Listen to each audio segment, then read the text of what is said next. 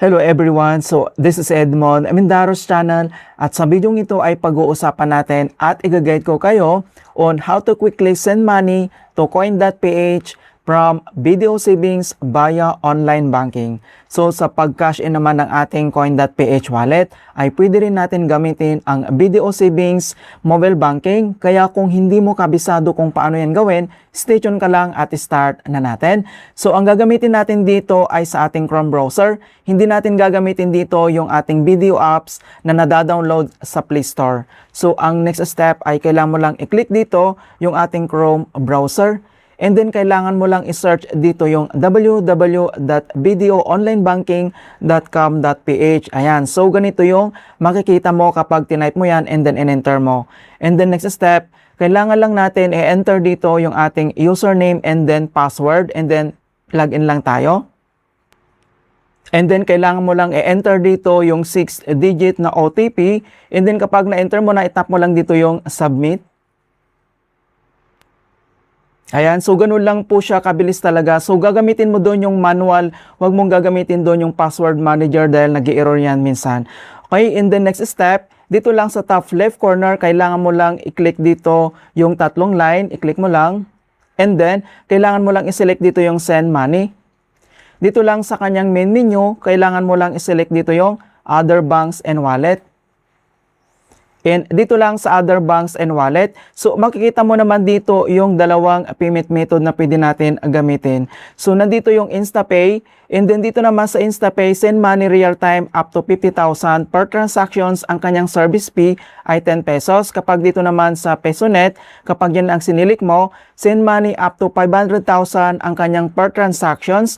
And then mayroon processing ito in the next banking day. Ang kanyang service fee ay 50 pesos. So, kagamitin natin dito yung InstaPay and then i-select mo lang.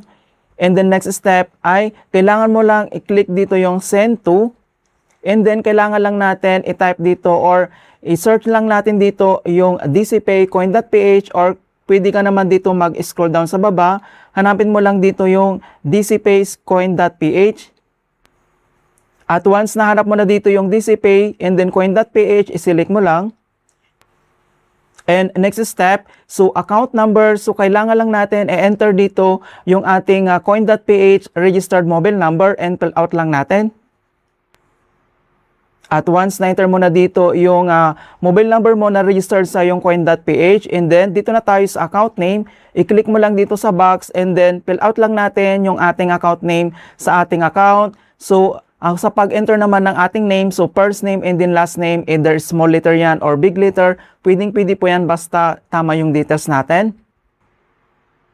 And once na-enter mo na dito yung account name, so dito naman sa amount, i-click mo lang and then enter mo lang dito kung magkano yung amount na ita-transfer mo. Ayan, so dito naman sa kanyang notes, optional lang naman.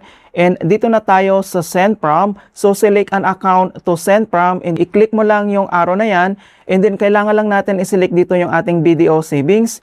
Ayan. And then next, dito na tayo sa schedule. So may tatlong option dito sa schedule na pwede mong i-select like now, later, and then yung recurring. So since gusto natin masin agad-agad, real time, so select mo lang dito yung now, and then itap mo lang dito yung send, and then make sure na tama lahat yung enter mo dito ng name, and then yung mobile number na registered para maiwasan natin dito yung error. Ayan. And then, kapag okay na lahat, itap mo lang dito yung send.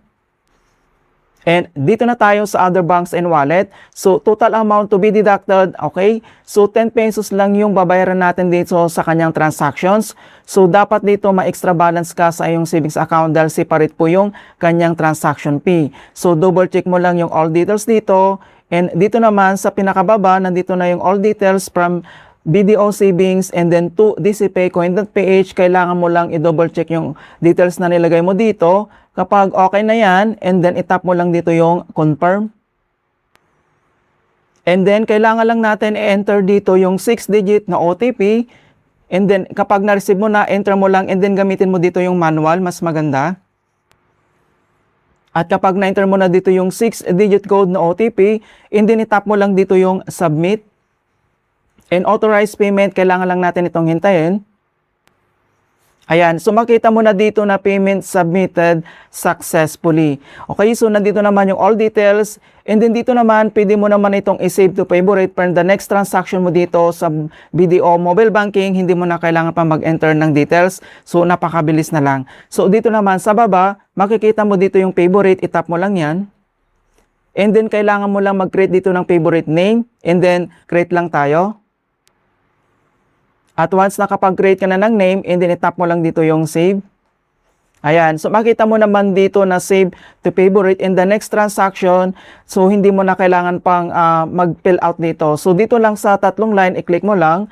And then click mo lang dito yung sa send money, other banks and wallet. So dito sa favorites, makikita mo na dito yung details ng coin.ph, i-select mo lang. Alright, so log out lang tayo, and then kailangan lang natin itong i-double check sa ating coin.ph app. And then, click lang natin dito sa ating coin.ph, mag-login lang tayo.